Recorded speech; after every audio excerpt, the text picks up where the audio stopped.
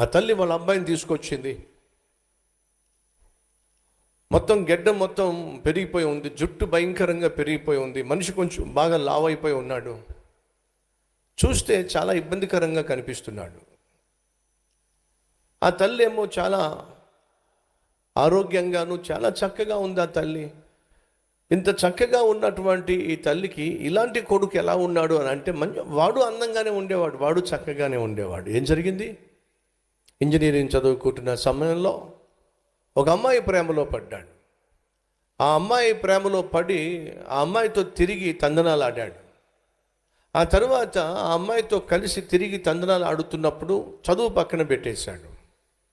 ఆ అమ్మాయే సమస్తం అనుకున్నాడు. ఆ అమ్మాయితో తిరగడంలో, ఆ అమ్మాయితో తందనాలు ఆడడంలో ఉన్నటువంటి సంతోషం కోసం తాను ఎగబాకాడు. ఏమైంది? ఒకరోజు రానే వచ్చింది, ఆ అమ్మాయికి వీడికంటే అందమైన అబ్బాయి దొరికాడు. వీడిని వదిలేసింది, పిచ్చోడైపోయాడు. ఒక్కగాను ఒక కొడుకండి. ఆ తల్లి వచ్చి, అయ్యా ఆ అబ్బాయిని చూడయ్యా ఎలా అయిపోయాడు, ఎంత చక్కగా ఉండేవాడు, ఎంత అందంగా ఉండేవాడు. అమ్మాయి పిచ్చిలో పడి ఆ అమ్మాయితో తిరిగి ఇప్పుడు ఆ అమ్మాయి విడిచిపెట్టి వెళ్ళిపోయేసరికి వీడు పిచ్చోడైపోయాడయ్యా. ప్రేమ మనిషిని పిచ్చోడిని చేస్తుంది. ఈరోజు మన మధ్య ఎవరైనా ఉన్నారా? ప్రేమ పిచ్చిలో పడినటువంటి వాళ్ళు, ప్రేమ అనేటటువంటి ఉచ్చులో పడినటువంటి వాళ్ళు, ప్రేమ అనే ముసుగులో తుచ్చమైనటువంటి పనులు చేసేవాళ్ళు. కాసేపు సంతోషం, కాసేపు ఆనందం, ఆ తర్వాత నీకు మిగిల్చేది విషాదం. కొంతమంది ప్రేమ పిచ్చిలో పడి ఆ సంతోషం కోసం, ఆనందం కోసం చదువును పాడు చేసుకుంటున్నారు, క్యారెక్టర్ని పాడు చేసుకుంటున్నారు, సమయాన్ని పాడు చేస్తున్నారు, అమ్మా నాన్నకు నెమ్మది లేకుండా చేస్తున్నారు, భవిష్యత్తునే నాశనం చేసుకుంటున్నారు. ఉన్నారు ఈరోజు అలాంటి వాళ్ళు. మా అమ్మాయి బాగా చదువుకునేదయ్యా, 10th క్లాస్ ఇంటర్మీడియట్ 90% మార్క్స్ అయ్యా, కానీ ఇప్పుడు అసలు చదువుకోవట్లేదు, అసలు మా మాట వినటం లేదు. కారణం ఏమిటంటే ఒక అబ్బాయి పిచ్చిలో పడింది, పొద్దస్తమానం ఫోన్లోనే ఉంటుంది, పుస్తకం తీయటం లేదు, అస్సలు చదవటం లేదు, కాలేజీకి సరిగా వెళ్ళటం లేదు.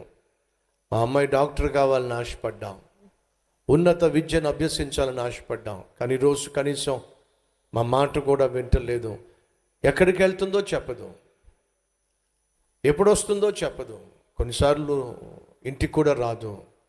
ఏమిటి రాత్రి ఇంటికి రాలేదు అని అడిగితే మమ్మల్ని భయపెడుతుంది, ఆత్మహత్య చేసుకుంటానని చెప్పి అంటుంది. ఏం చేయాలో మాకు అర్థం కావట్లేదు. నరకం చూపించేస్తున్నారండి.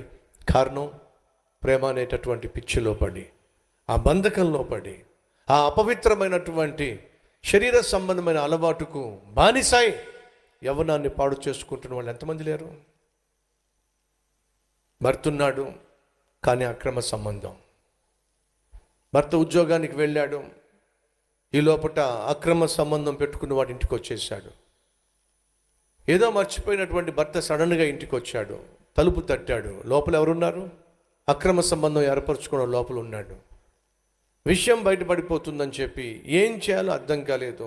ఒకవేళ భర్తకు తెలిస్తే చంపేస్తాడని చెప్పి ఆ లోపలికి వచ్చినటువంటి అక్రమ సంబంధం పెట్టుకున్న వ్యక్తి 4వ అంతస్తు నుంచి, ఒక పైప్ ఉంటే పైప్ మీద నుంచి కిందకి దిగాలి అని చెప్పి ప్రయత్నం చేశాడు. 4వ అంతస్తు నుంచి కింద పడ్డాడు.